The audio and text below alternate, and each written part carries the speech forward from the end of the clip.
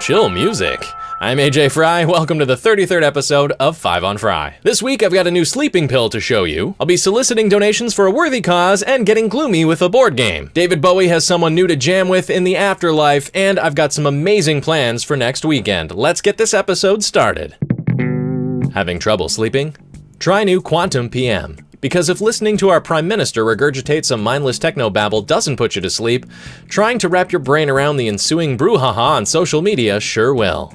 Earlier this week, while on a tour at the Perimeter Institute for Theoretical Physics, Canada's Prime Minister Justin Trudeau made headlines while offering a brief explanation for how quantum computing actually works. A media firestorm ensued. The first batch of headlines and reactions were like, "Wow, isn't our Prime Minister great? Like, he explained something that seems kind of complex in a simple and straightforward way." Followed by a second round of headlines and reactions that were more like, "Whoa, guys, all he did was explain something that sounds complex in a simple and straightforward way. So why are we giving this guy handies on social media every time he opens his mouth to regurgitate one of these pre-prepared statements?" And here's what I think.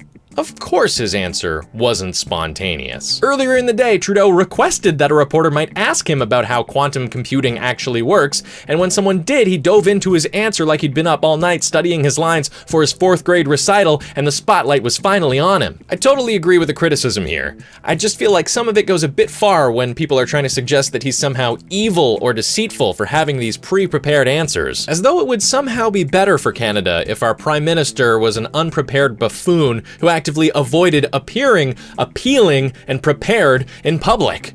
Say that 3 times fast. Stephen Harper, our previous Prime Minister, was famously inaccessible. He chose to control his public image by not taking questions from reporters. JT has just got a different approach to controlling his public image. He's happy to take questions from reporters, and he obviously puts in a lot of work preparing his answers. To conclude, I'm happy that our Prime Minister has a basic understanding for how quantum computing actually works and that he can regurgitate that answer on demand. I'm also happy that Canada has a diverse media landscape where people are quick to point out what is readily apparent to everyone, that our Prime Minister is a poised, polished politician. And I'm most happy that our National Health Minister has announced that we'll begin legalizing marijuana in 2017, because clearly Canada needs to chill the f*** out. But before our Prime Minister gets high again, he better at least try to do something about our next topic. A state of emergency has been declared in the First Nations territory of Attawapiskat following a string of suicides and suicide attempts. At 28, there were a record number of suicide attempts in the month of March, and there were 11 in the first 9 days of this month. Those are horrific numbers even for a city like Toronto of almost 3 million people, but Attawapiskat has a population of 1,500 to 2,000 people, and most of whom are under the age of 35. It's no secret that living conditions in Attawapiskat are terrible. There is limited access to healthcare and mental health care even more so. There are no jobs or opportunities, so compared to living pretty much anywhere else in Canada, living in Attawapiskat is like competing in the worst season of Survivor. Only there's no fame or Jeff Probst there to lift up your spirits, and the only prize you might win is just another day of life in Attawapiskat. I realize it's one thing to point out all these problems, and as some guy making this web series from his comfy condo in downtown Toronto, there really should be something more that I can do than just talk about it. And actually there is. Here's the address of where I'm going to send a care package filled with some DVDs and video games. And if you've got some entertainment items just laying around, why not send them to Attawapiskat as well? Worst case scenario, someone picks it up and says, I don't really want this. Best case scenario, someone picks it up and says, I'm really happy to have this. I know it seems like just a bit of a band-aid solution for now, but by me talking about this problem, by you hearing me talk about this problem, we're all becoming more aware of this problem that really needs to be fixed. How about we lighten the mood with a quick board game review?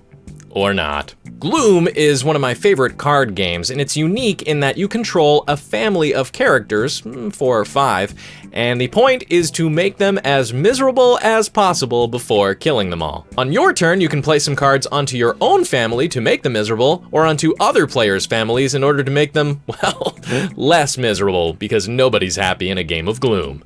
Each card has an effect on it, and some of the cards will have descriptions as well, like got mauled by a bear at the zoo. What really makes the game fun is how much or how little you decide to elaborate on the stories that are happening to your characters. You can take something as simple as being mauled by a bear and turn it into something far more hilarious if you want. I especially love the artwork in this game. It isn't drawn by, but is clearly inspired by one of my all-time favorite authors/artists, Edward Gorey, who sadly isn't with us anymore, as he died alone at the age of 75.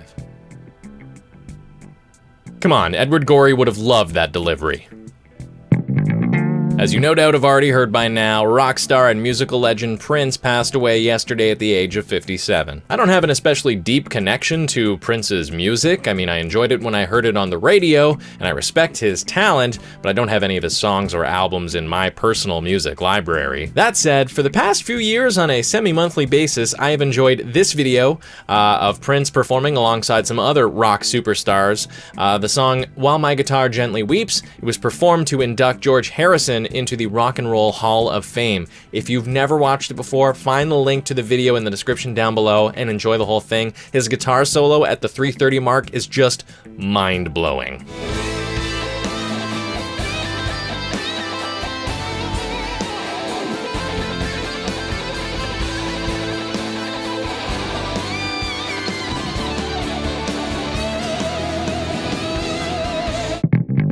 Next weekend is Calgary Expo, so I'll be creating a special edition of 5 on Friday release while I'm there, and I am super excited to go. It's one of the best cons in the country. And this should be a great year for space at Calgary Expo. We're gonna have a special screening of Orphan Black, followed by After the Black live with Christian Brune, Kevin Hanchard, and series co-creator and director John Fawcett. We'll also have a Killjoys panel with series creator Michelle Lovretta and stars Aaron Ashmore and Luke McFarlane, as well as a screening of a new HBO series called Outcast, which Teddy Morgan and I will host. And for all the details, you can go to the website, or you can check out my Facebook page a little closer to the event. Of course, Teddy Morgan and I will be posing for photos and signing autographs, so if you see me at the con, please do come up and say hi. There is no need to be shy. And if you're one of the 100 or so people who actually watch 5 on Fry regularly, please come up and tell me. I know these episodes are only like 6 minutes long, so they must seem like they're quick and easy to make, but they're not. I thought they would be when I started doing this almost a year ago, and honestly, it's like hours and hours and hours of work each week just to make these happen, so please tell me that you love them. Of course, on the other hand, if you actually watch these and hate the episodes, don't tell me that. Why would you keep watching them? And on that note, thank you so much everyone out there for actually watching these episodes. Be sure to follow me on the social medias and hit subscribe so you don't miss next week's new episode.